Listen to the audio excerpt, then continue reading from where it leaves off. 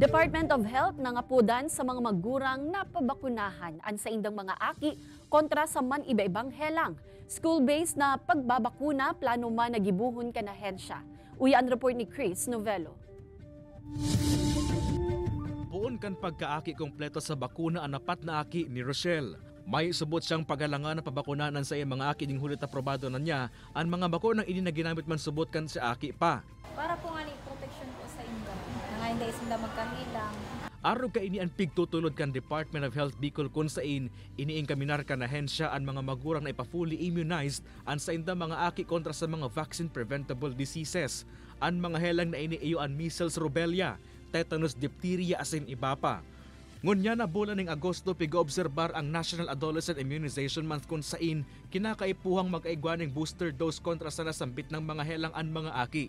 So, bakit tayo nagbibigay ng booster dose? Siyempre, di ba, para madagdagan yung proteksyon ng bata, mas lalo nating mapalakas yung kanilang immunity laban po dun sa measles, rubella, tetanus at sa diphtheria.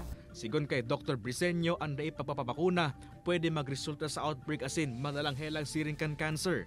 Sa huring community-based immunization kan na hensya, 83% kan mga aking edad sa 1 sa 7 anyos ang nabakunahan kontra measles, rubella, 77.14% sa tetanus, diphtheria asin 1% sa HPV.